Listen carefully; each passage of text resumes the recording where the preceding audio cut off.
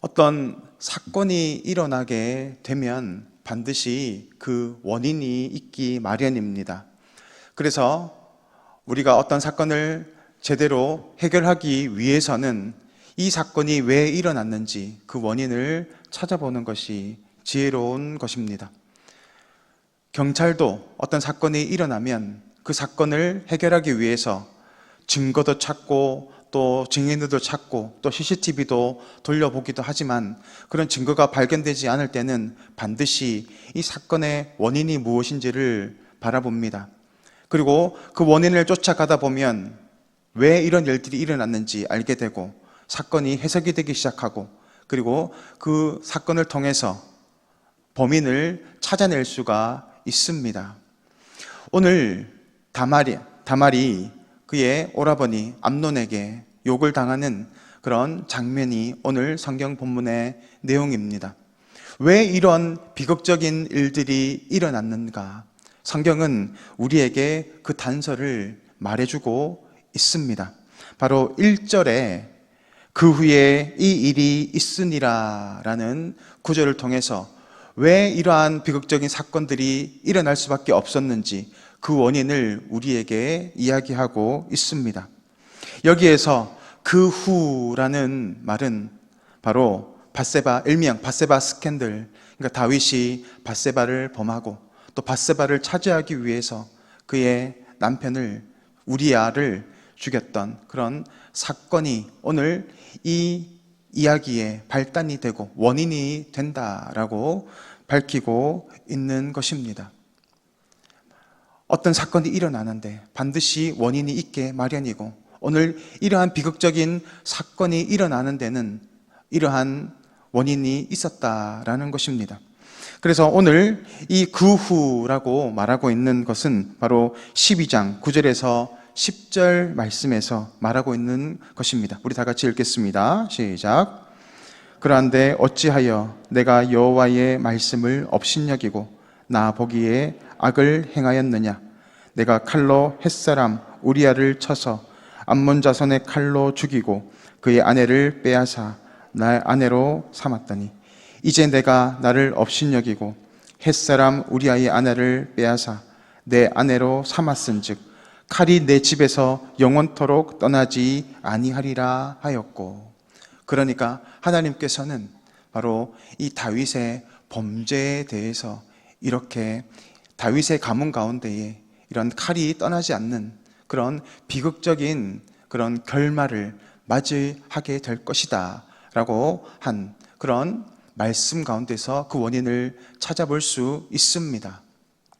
오늘 이러한 사건이 일어났던 그 원인, 바로 그 원인을 우리는 바라보아야 하는 것입니다. 물론 다윗은 나단 선지자가 그를 책망하고 하나님께서 그 죄악을 미워하신다는 말을 들었을 때 그 자리에서 즉시 회개하였습니다. 돌이켰습니다. 그때 하나님도 나단 선지자를 통해서 즉시 다윗의 죄를 용서해 주셨습니다. 그런데 왜 이런 비극적인 일이 일어날까요? 죄의 무서움은 바로 우리의 영혼의 죽음에 있습니다. 영원히 해결하지 못하는 영원한 고통 가운데 처해져야 하는 그러한 형벌이 포함되어 있습니다. 하나님은 그 영혼의 죽음에서 우리를 건지시고 용서해 가십니다. 그렇지만 우리가 지었던 그 죄의 파급력이 있습니다. 우리가 죄를 심으면 반드시 그 죄에 대한 열매를 거두게 되어 있다라는 것을 말하고 있는 것입니다. 하나님은 우리의 영혼을 건지시지만 그 죄의 문제는 역시 우리의 삶 가운데 영향을 미칠 수밖에 없다라는 것입니다. 그것이 바로 사무엘하 12장 14절에서 밝히고 있듯이 여호와의 원수가 크게 비방할 거리를 얻게 하였으니 라고 하는 부분에서 확인됩니다. 하나님은 우리의 죄악을 용서해 가시지만 우리의 대적은 우리의 죄를 가지고 우리 삶 가운데 역사합니다. 그래서 우리가 죄를 지으면 하나님은 용서해 가시지만 그 죄의 열매를 가지고 또 그 대적들은 우리를 죽이기 위해서 또 우리 삶 가운데 영향력을 발휘하는 것입니다. 그러므로 죄의 영향력이 얼마나 크고 두려운지를 우리는 날마다 두렵고 떨림 가운데 바라봐야 할 줄 믿습니다. 오늘 암논은 그의 누이 동생, 이복 동생 바로 다말을 사랑하였다라고 오늘 본문에서 말하고 있습니다. 여기에서 암논이 사랑하다라고 하는 히브리어 아하브라는 말은 육체적인 사랑과 또 성적인 사랑을 가리키는 말입니다. 그 여인의 전인격적인 부분을 사랑하는 것이 아니라 육체적으로 사랑했던 그의 암논의 시선을 이야기하고 있습니다.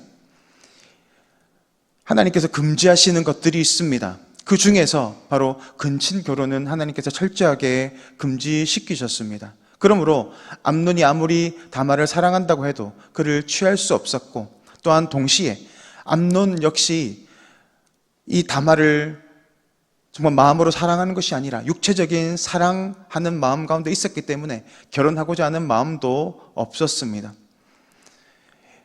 만약에 하나님께서 그것을 금지하신다면 그는 철저하게 그것을 끊어내야 했습니다. 그렇지만 암논은 그런 육체적인 죄악의 그 시선들을 끊어내지 못하고 자신의 것으로 삼고 계속해서 그 다말을 탐하였습니다. 그래서 나중에는 병이 들 만큼 다말을 탐하는 그런 지경에까지 이르게 되는 것입니다. 우리는 이러한 시선을 다윗의 삶 가운데에서도 발견하게 됩니다. 바로 다윗이 밧세바를 바라보았을 때가 그렇습니다. 다윗이 밧세바를 바라보았을 때 그의 시선이 바로 이러했습니다. 그는 밧세바를 바라보았지만 원어를 바라보게 되면 그 시선을 즐겼다라는 의미를 가지고 있습니다. 우리가 어떤 것을 볼 수 있습니다. 원치 않은 것을 볼 수는 있습니다. 그렇지만 그것이 죄가 되지는 않습니다. 문제는 어디서부터입니까? 내가 본 것을 가지고 어떻게 반응하느냐에 따라 죄가 되느냐, 또 믿음의 행위가 되느냐가 결정됩니다.